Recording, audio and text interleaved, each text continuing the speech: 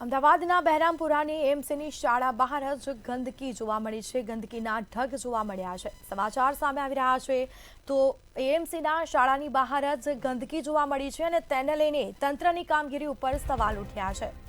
તો અમદાવાદના બહેરામપુરાની એમસી શાળા બહાર જ ગંદકીના ઢગ જોવા મળ્યા છે. ગુજરાતી શાળા બહાર ગંદકીથી વિદ્યાર્થીઓ ભારે પરેશાન થયા છે. વિદ્યાર્થીઓને ગંદકીમાંથી પસાર થવું પડે છે. મચ્છરજન્ય રોગચાળો ફેલાવવાનો વાલીઓને ભય સતાવી રહ્યો છે. તો એએમસીની સ્કૂલ બહાર જ ગંદકી, તો શું એએમસીને નથી દેખાતી તેવા સવાલો ઉઠી રહ્યા છે. ગંદકીના લીધે રોગચાળો ફેલાય તો જવાબદાર કોણ? આ દ્રશ્યો અમે આપને બતાવી રહ્યા છે.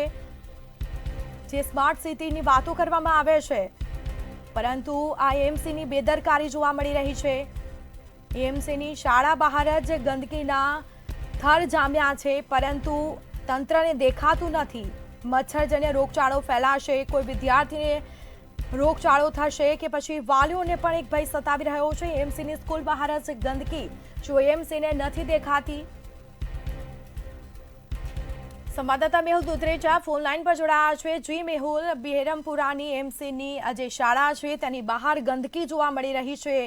ઘણા સમયથી આ ગંદકી હશે તેવું લાગી રહ્યું છે દ્રશ્યોમાં જોઈને, પરંતુ એમસીના જે તંત્ર છે તેને આ ગંદકી દેખાઈ નહીં, કોઈ કામગીરી કરાઈ નથી. જે પ્રમાણે અમદાવાદ શહેરની અંદર હેરિટેજ અને સ્માર્ટ સિટી જેવા મોટા મોટા જે બંગલા મૂકવામાં આવે છે, સ્વચ્છતા એવોર્ડ લેવા માટે અત્યારે હાલ કોર્પોરેશન આડેધડ લોકોને જે મેમો આપી રહ્યા છે, પરંતુ કોર્પોરેશનની સ્કૂલની બહાર જ આ રીતના જે દ્રશ્યો છે. બહેરામપુરાના ખોડિયાનગર વિસ્તારમાં આવેલી કોર્પોરેશન સંચાલિત આ જે શાળા છે, ગુજરાતી શાળા, તેની બહાર આ રીતે ગંદકી ફેલાઈ રહી છે. આ ગંદકીના લીધે નાના વિદ્યાર્થીઓ જ્યાં ભણવા આવે છે ત્યાં જે સ્વચ્છતાના પાઠ ભણવામાં આવે છે, ત્યાં જ એની બહાર જ આ રીતની ગંદકી જે સ્થાનિક લોકો દ્વારા કરવામાં આવે છે.